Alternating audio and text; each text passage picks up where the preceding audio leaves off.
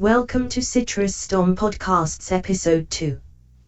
Today we will be discussing NFL topics brought up by different members of Citrus Storm to be discussed by Alec and Tony today. Enjoy. Hello folks, this is Alec, along with Tony, talking about many topics in the NFL today. And let's start off, Tony, right now. 3 solid star players today, suspended for 4 games with substance abuse. We got Sheldon Richardson from the New York Jets, Antonio Gates from the San Diego Chargers, and Rolando McClain from the Dallas Cowboys. In your opinion, which one of those players affects the team the most for those 4 games? Well, I think Antonio Gates, because, yeah, he's an old player, but he's still one of their best players on that offense. It's true. But then you look at it like this, the Jets and Chargers have depth at that position with the Jets D-line, and the Chargers have young Ladarius Green and other young players to step up. But Dallas, their linebacker depth is very thin after letting Justin Durant and Bruce Carter walk away in free agency. They have Sean Lee, but moving to weak side along with second-year pro Anthony Hitchens, and now with McClain gone, do you consider moving Sean Lee back to middle linebacker where he once was? If we have to, we probably will. In all honesty. Well, I mean, it's true for a defense that played at best average with, their running game and their offense playing really well this year. They need help at the linebacker position now with Rolando McClain suspended for at least 4 games of the season. Which brings me to another topic, Tony. It's beginning of the 2015-16 season, right, in the NFL. And there's always those guys who have to show up or not get a new contract, right? Mm-hmm. Which guys, in your opinion, have to step up and have a really good year to get a big deal going on next year? See, whose contracts are expiring this coming year? Well, we have a couple quarterbacks, actually, from the NFC East. Players like Sam Bradford, who is rumored to get a new deal with the Eagles, but as of right now is a 1-year deal with the team. Eli Manning also serving his last year with the New York Giants on his current deal. I think they're going to re-sign him. They're going to re-sign him. Who, Eli or Sam? Yeah, they're going to re-sign Eli. You think so? Sure. Yeah, I really think they will. And out in Oakland, we have a couple former first-rounders who are now playing for their 1-year deals. Michael Crabtree from the San Francisco 49ers, who had a very average year with the Niners last year at best. And Trent Richardson from the Colts, who obviously was not worth that first-round pick that the Colts gave up to get him. So, yeah, a couple of big names there when you get deals done. And also, Tony, you've been a Cowboys fan and all. Yeah. DeMarco Murray said, quote, "It was very comedic to think that the offensive line deserves the credit for Murray's year." Now, Murray's not bad, but he's not great. Yeah, what do you think about Murray's comments about the offensive line right there? That was comedic what he said. Like, you have those big boys up front, like Tyron Smith, Zach Martin, and Travis Frederick blocking you, and you're gonna say none of the, like, that's comedic to give them the credit. Yeah, that's kind of dumb. Which, I mean, it is true considering Murray, last year was really his only full, real, healthy season. Even though he played with a broken hand at some times. But I completely agree with you. I mean, look, they have 3 Pro Bowlers on that offensive line right now. Tyron Smith, Zach Martin, and Travis Frederick. Along with 2 solid veterans in Ron Leary and Doug Free. I mean, you can't give Murray all the credit for that. Mm-hmm. Especially considering the years he had before in Dallas, when he just couldn't get the job done without that offensive line this year. And now it looks like they'll make Darren McFadden the next big-name running back in Dallas, hopefully. Yep, it does indeed look like that. Well, also, as we look, in your honest opinion, Tony, we know last year we had the duo of DeMarco Murray and Joseph Randle from Dallas. Yep. Murray's gone. Randall's there. Lance Dunbar is still there. And then they bring in free agent Darren McFadden from Oakland, who many want to label as a bust right now. Now, look, he had guys in free agency such as Steven Jackson, Pierre Thomas, just some veterans thinking off my head here, but why Darren McFadden, as injury-prone as he has been in his whole career, why bring in Darren McFadden? Because he's going to be cheaper than all those other guys because he's injury-prone. Yeah, it's true, but do you think... But I think what? We have some interference on the mic, but do you think Darren McFadden will have a healthy year for the first time in his career and really bounce back with the Cowboys this year? I really can't tell, but I feel good about it. You feel good with the trio they have at running back with Joseph Randle, Lance Dunbar, and Aaron McFadden. Mm-hmm. Also, Mr. Nobody, Ryan Williams, who was on practice squad last year, had a couple of years with the Cardinals. But he looked pretty good from what I saw last year during preseason, and hopefully he can make the roster. I root for him. And as we know, Tony, every year the NFL Network has the top 100 players of 2015. Yep. And there's always there's always some controversy whether should this guy be ranked higher or lower, or is he just where he's supposed to be at this year. And there's some notable names that I want to bring up to you that should have been, and you tell me should have been retired or lower based on this year. So let's start, back at the very back, 100 to 91. We had guys like Randall Cobb, Adam Vinatieri, the only kicker to make the list, Joe Flacco. Jason Witten, 93. I mean, I know he's slow and gotten older in age, but he's still one of the more consistent and better tight end options in the NFL today, if I'm not mistaken. Mm-hmm. He should have been higher on the list, no doubt about it. And then we also look at some of the younger guys. Julian Edelman, kind of, was a nobody for a long time in New England, but after Wes Welker left, it was his offense with Tom Brady. Him and Gronk really helped Tom Brady this year and really helped them win a Super Bowl. At 91, is that too high or too low in your opinion for Edelman? So this year he had a pretty good year. I'd give him a little bit higher. We also have some pass rushers. Michael Bennett at 90, DeMarcus Ware at 87, Haloti Ngata at 82. We have a couple, pass rushers who have been really good for most of their career. But we saw DeMarcus Ware, what he did this year with Denver, coming in for some certain pass situations, played really good. Kind of showed that old form he had back in Dallas, if I'm not mistaken.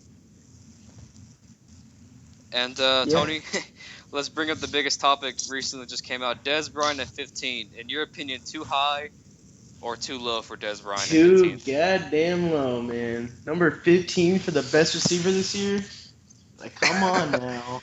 I'm going to put to you like this right now. They just revealed number 11, and they're going to reveal 10 to 1 next week. But it looks like Antonio Brown and Calvin Johnson will be in the top 10. And in your opinion, should they be higher than Dez based on this year alone, or no? Antonio Brown, maybe. I can give Antonio Brown that. Calvin Johnson, I think I'd switch Calvin and Dez around. And then we also have Julio Jones, who, Julio had a really nice comeback year with the Falcons. He had more catches and yards than Dez Bryant did. But, you look at Atlanta, they were a team that was not very good, like their entire NFC South division this year. Julio Jones just wasn't recognized for what he did because Atlanta, well, they're not a very good team right now.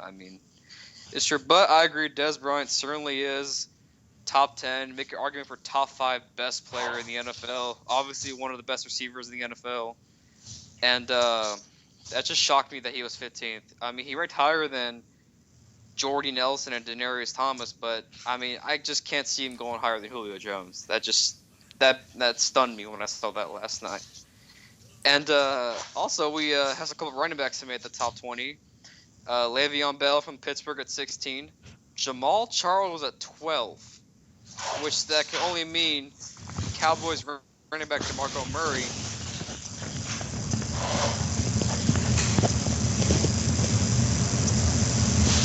Was it some more difficulty? I said Le'Veon Bell number 16, which he deserved because he was a top 20 running back. Yeah, Le'Veon Bell had a really good year. He did everything for the Steelers this year, in my opinion. And we have Jamal Charles at 12, which that can only mean 2 running backs are ahead of him: Marshawn Lynch and DeMarco Murray from the Cowboys, now with the Eagles. So, do you think they both deserve to be ahead of Jamal at this point right now, or would you give Jamal a top 10 spot? Ahead of him? I can see him being ahead of him, but Jamal Charles, I think, still needs to be top 10. Especially when you think of a guy like DeMarco Murray, who was, let's be honest. This is greatest year. This was his best year. Yeah, which is true. We have Jamal basically is the Chiefs' offense when you think about it this past year. No receivers caught a touchdown this year. They still finished above 509-7. I mean, Jamal was and still is the offense. In his books, he had a down year, but still finished as one of the top 5 best running backs in the NFL. And also, we have to bring up this debate, Tony, because, it is what it is. The best corner in the NFL, according to the players, is indeed Richard Sherman, who ranked at 11. Darrelle Revis at 17, Patrick Peterson at 19, and Joe Hayden ranked at 23. You think of those 4 corners, who do you think, in your opinion, is the best corner in the NFL today? I had to give it to Revis. I would the agree. stats this year show that Sherman did better, but that's because more quarterbacks were throwing to his side. They're more scared of Revis. Like, come on now. Like, if I'm a quarterback and there's Sherman on one side and Revis on the other, whose side am I going to throw to? Obviously Sherman's.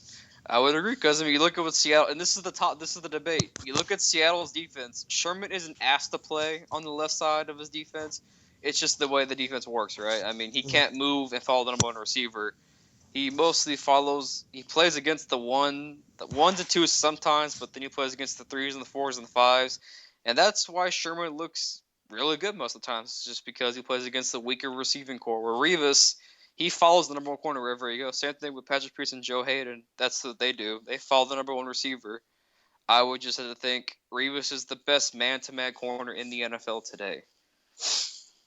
And also, let's go to a couple of quarterbacks who were revealed. The last quarterback to make it was Russell Wilson at 22, Roethlisberger at 26, who I thought had a really great year this year, passing-wise for Big Ben.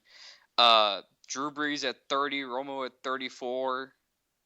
So yeah, we still have Aaron Rodgers, Tom Brady, Peyton Manning, and Andrew Luck in the top 10 still. So looking at those quarterbacks, who do you think, in your mind, should have been ranked higher or lower based on their play this year? Romo should have been ranked higher. Not because of Cowboy bias, but he had a pretty darn good year. He had a really good, nice comeback year. I mean, he had the best passer rating of any quarterback this year. He helped carry the Cowboys back to the playoffs.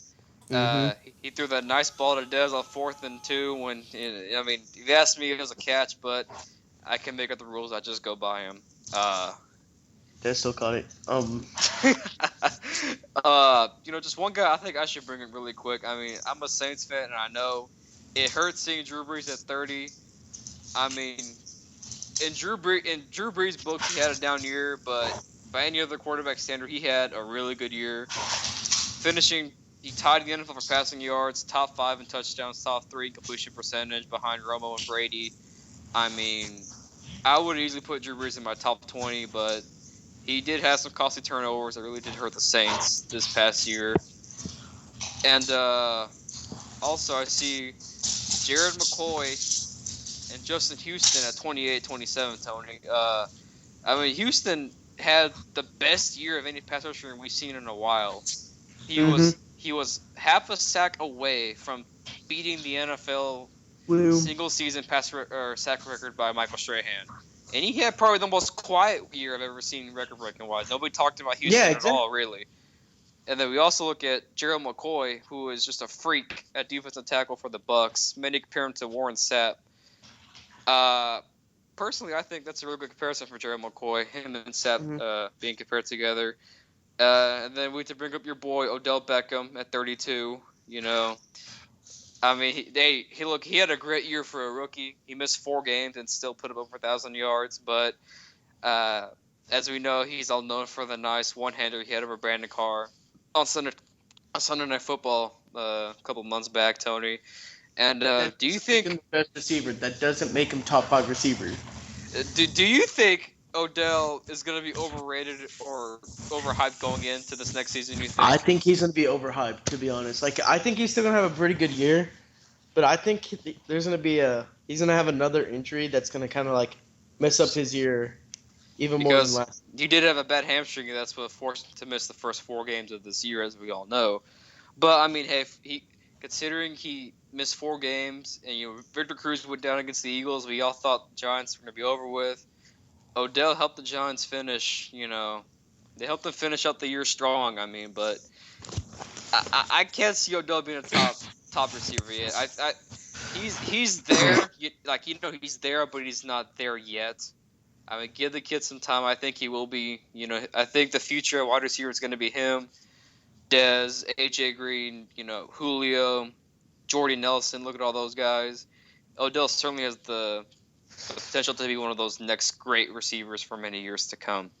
And Tony, you play defensive line, obviously. So rushing the quarterback is very important.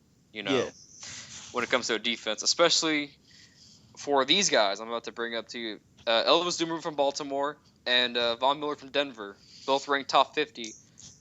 Who do you think should have been ranked higher between the two, Von Miller or Dumervil? I'll let you know who was ranked higher, but who do you think is ranked higher out of those two? I think it was Von Miller that was ranked higher. Yeah, you would be correct. Von Miller 33, Elvis Dumervil at 46. Von Miller is really good, but I really like Dumervil though. Really like Dumervil. You look at the duo there with him and Terrell Suggs. They both combined for 30 sacks and this C.J. year. Mosley at middle linebacker. Commanding the defense, but they need help at secondary. That's the only thing I see the problem. Yeah, that's the only thing wrong with Baltimore. What I see, Justin Forsett, he did have a really good year. But he's not I don't think he's an overall running back. I think he was going to have this one amazing year, being with Seattle and Houston. I would agree with you. I think Forsett was a 1-year pony. I mean, he had a really good year with Baltimore, but I mean, they got him cheap still for I think a 3 or 4 year deal. That's still a reasonable price for Forsett, but I'm not gonna expect what he had this year again next year. Yeah, I don't. That's something they need to look into the near future is getting a new running back. But after the whole Ray Rice fiasco, of course, they lean on Forsett, and he did come through for the Ravens this past year. And their receivers are pretty good. Steve Smith, along with the rookie Pierman from from what's it called? Where's he from? Florida. Oh well. Anyways, but you look at what they have on offense. Baltimore, Joe Flacco's still there. Obviously, they still have Marshall Yonda commanding that offensive line. Mm-hmm. Of course, the ageless wanderer and Steve Smith. You lose Torrey Smith to San Francisco, but you do bring in Bernard Pierman from Richard Pierman. Do you think Baltimore has the potential to win the division, which always seems to be a heated contest between them, the Bengals, and the Steelers? Sorry, Browns fans. I really do want to see Baltimore because I always have a soft spot for Baltimore. We all know why. Everybody. I mean, if you loved Ray Lewis and Ed Reed, you have a soft spot for Baltimore. I loved Ray Lewis. That was my favorite. That is my favorite linebacker of all time. But it's gonna be tough, especially with the Steelers in your division. That's the one I think I worry about. Bengals, I think they can get over, but it just Steelers, that's a tough team to beat. It just seems the Bengals every time they get on a roll, and then when the big moment comes, they can't come through. Mm-hmm. You look at. Andy Dalton's first 3 years in the NFL, he made the playoffs. I mean, I'm not gonna lie, that's really impressive for a young rookie to come in and do that for 3 years. But they haven't won a playoff game. They lost to Houston twice, and they lose to San Diego a couple of years ago. So I mean, they have the building blocks there with Dalton and Green and Jeremy Hill from LSU, the running back who really came through this year, and their defense. But I don't see them overcoming Baltimore. Baltimore, they have a good quarterback in Joe Flacco, a really good supporting cast around him, and you look at their defense, it's scary. Their front seven to me is one of the better ones in the NFL. Mm-hmm. With Terrell Suggs and Dumervil on the outside, along with C.J. Mosley commanding in the middle. You let Halunana go, but you do still have Chris Canty, Timmy Jernigan, who could really step up for them this year. The only issue, like you said, and we said earlier, is their secondary. That's what really hurt them this past year was their secondary. And then plus, like you said, the Steelers, well, it's always a good rival game between the Ravens and Steelers. You go back to the days when Ray Lewis and Ed Reed will just go knock the mess out of Big Ben, and then, Palomelo come up with some kind of amazing flying strip sack on Joe Flacco. And, it's just a great rivalry to watch in the NFL. But, Tony, as we know, every year in the playoffs come rolling around. There's some teams that don't make it from the year before, and then there's these new teams that come out of nowhere and make it. So, Who do you think has a chance to make the playoffs who didn't make it last year? That After didn't the make it offseason? last year. Yeah. Some sleeper teams who might, come out of nowhere and just shock us all and make the playoffs. Bills. The Bills. The Bills. I can see the whole division going to the playoffs. Yeah, to be fair with Bills. you. The Dolphins. The Jets, even. I mean, Maybe, yeah. the Jets have a chance, but like the Bills, you bring in the loudmouth Rex Ryan, you trade for LaShawn McCoy, you have Sammy Watkins, Percy Harvin. Quarterback is the only issue I see with them right now, and then their defense, their D line is one of the best in the NFL. Yeah, Marcel Darius, Mario Williams, Mm-hmm. Jeremy Hughes, and Kyle Williams. And their defense overall is not that bad. And then with Brady missing some games for the Patriots, That's gonna make it a lot easier. that division is wide open for the first quarter of the season for anyone to just run away with it. Because you think of the Bills, the Jets, the Dolphins all have the potential to make it to the playoffs this year. All of them have the potential to make it. So, who else do you think besides the Bills could make a run for the playoffs? Maybe Houston. I can see Houston. Houston, that's a very good team you got there with Brian Hoyer, obviously coming from Cleveland to help out with the quarterback situation. They bring back Ryan Mallett. They have DeAndre Hopkins, who I think could really break out. Yeah, he had a pretty good year. Going into his third year, he really could break out. And then, of course, you got to bring up J.J. Watt, scoring touchdowns as a receiver and, taking them back to the house on a pick six or a fumble return. Mm-hmm. You bring in Clowney from, who really could hopefully have a bounce back year. And then Vince Wilfork obviously coming from New England, which really to help them out in the middle of that defense. Yep. So, yep. And, well, what else do we have? Your best running back tandems, Tony. If you had to pick a duo to going into a game at running backs right now, who would you pick from the league? Which two running backs?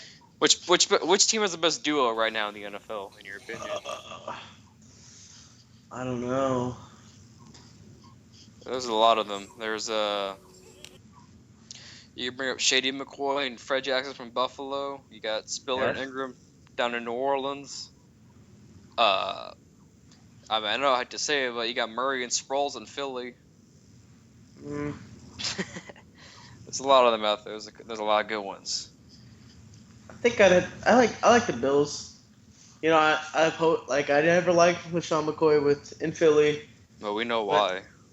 Yeah, but Fred Jackson's pretty good, and so is LaShawn McCoy.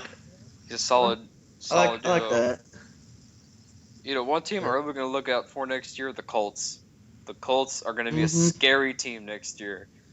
Every year Andrew Luck's rookie year, they went to the wild card and lost to Baltimore. Year to that, they go to the divisional round, lose to New England. And this past year, we all know they lost the AFC Championship game to the Patriots.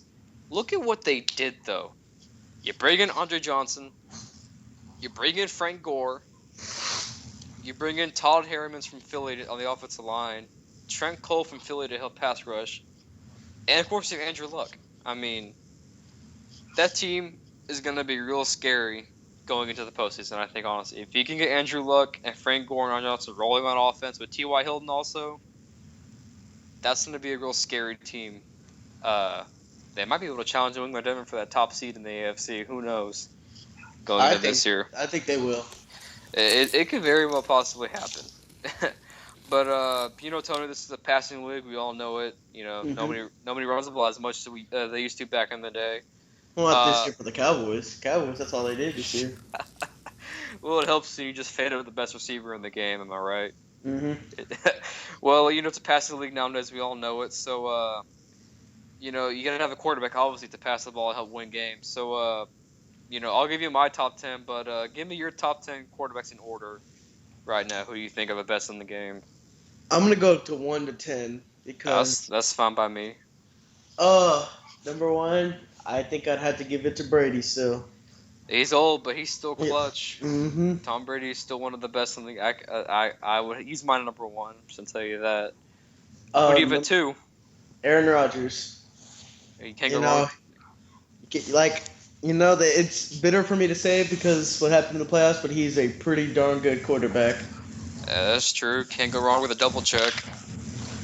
Um, I think I'm gonna go with. Uh, I think I'll go with Ben Roethlisberger. Big Ben at 3. Mm-hmm.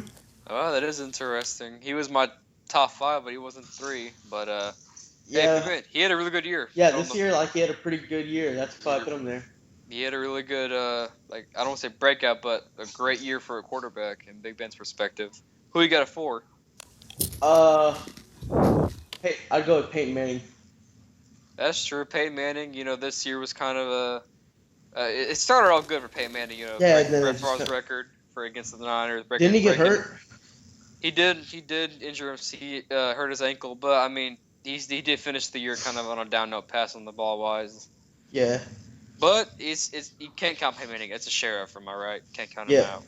Who you got at 5? 5. I'm torn between 2 quarterbacks for this year. I'm gonna take a guess at it. Is Andrew Luck one of them? Yeah. Is Tony Romo one of them? No. Drew Brees. Yes, Drew Brees and Andrew Luck. I mean, I think I'm gonna go with the younger one here. I'm gonna go with Andrew Luck. I will put Luck ahead of Brees. I could agree with that.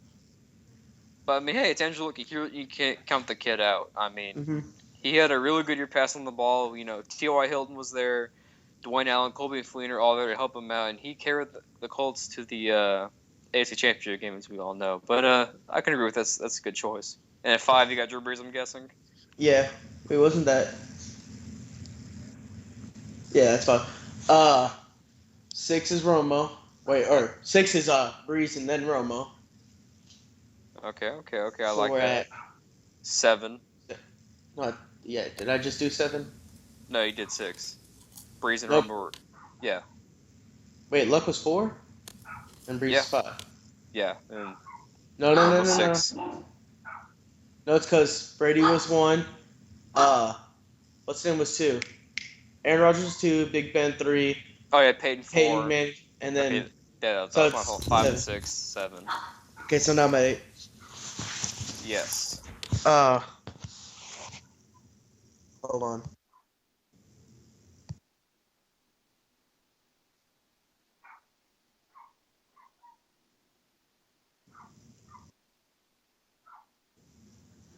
I think number 8. Trying to think of them. Trying to think. You got guys like Phillip Rivers, Joe Flacco, Matt Ryan.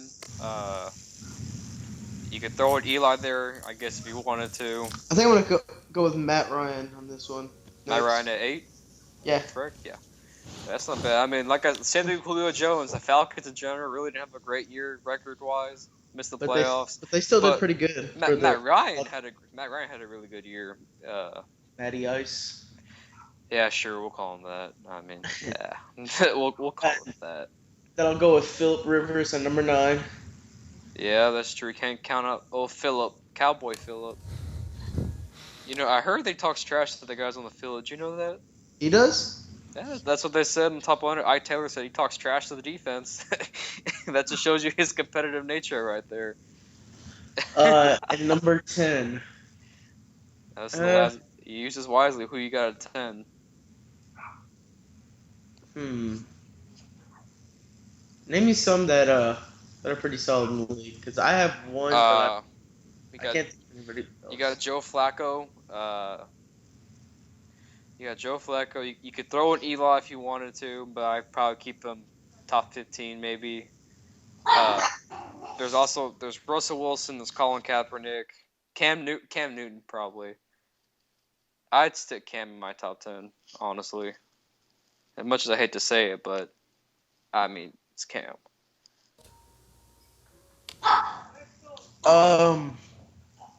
I think I'd give it to Cam Newton.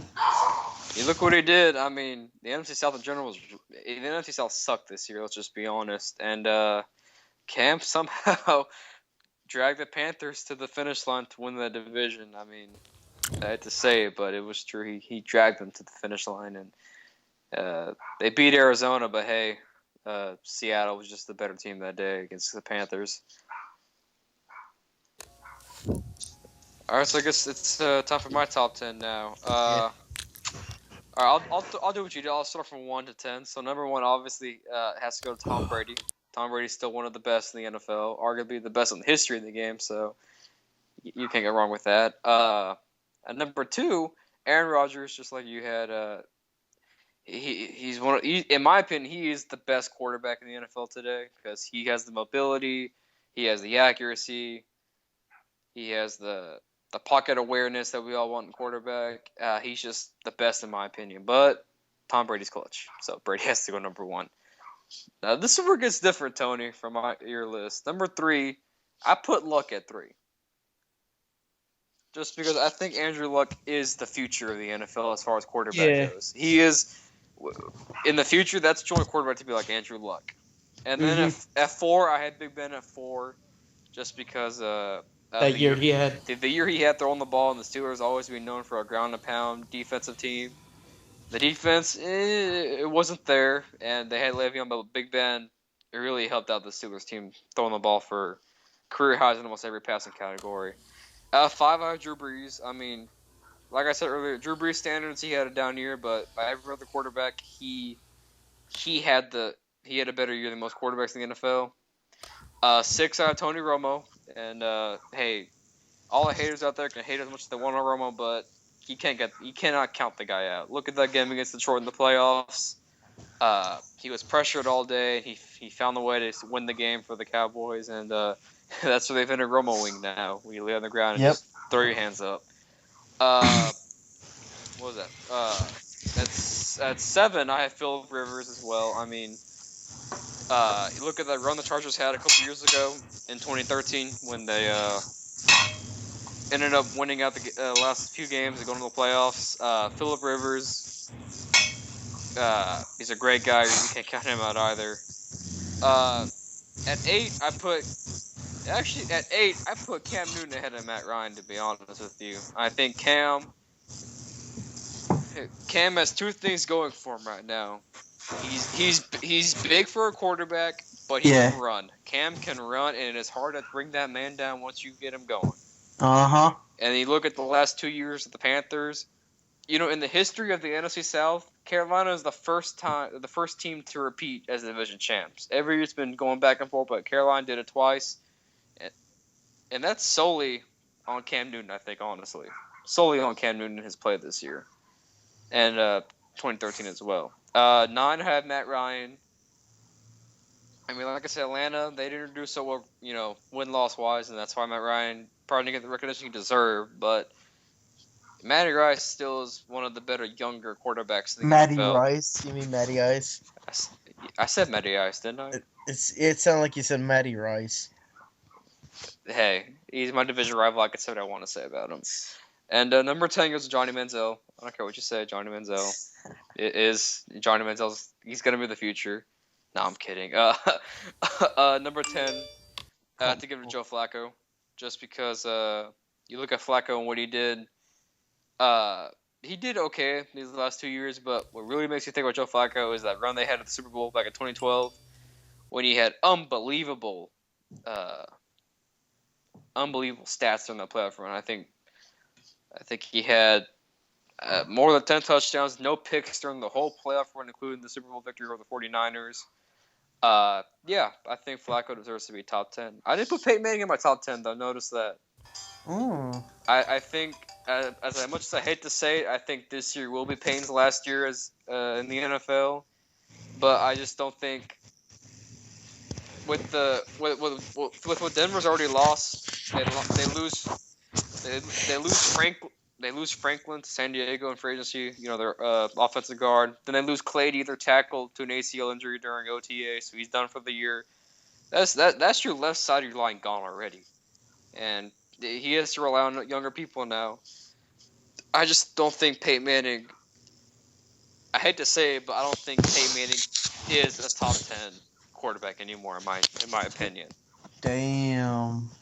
I hate to say it, but I just think age just got shade, man. I just think age just caught up to him. You know, age just caught up. Age just caught up to Peyton Manning. I hate to say it. I hate to keep him out of my top 10 list, but I hate to do it to the guy. I mean, I'll root for him in the playoffs when they make it because Denver's gonna make it. I'll root for them, but honorable mentions go to Peyton Manning. I give my honorable mentions to Eli Manning, even Alex Smith from the Chiefs. I think Macklin going to the Chiefs will help him out a whole lot. Next year. That's what I really can't wait to see is the Chiefs. The Chiefs. I mean, you have Alex Smith there. You have Jamal Charles, Travis Kelce, the young tight end they drafted, who many compare to Gronk, and I can agree with that. Macklin coming from the Eagles, and their defense all around is pretty good. I mean, their D-line, their linebackers, the corners. If they can get Eric Berry back, from his. I think he's gonna be back. From his. He did get cured, and we're all happy for Eric Berry, and just hoping that he keeps his spirits up. But he just has to get cleared for football. That's all I'm waiting for at this point.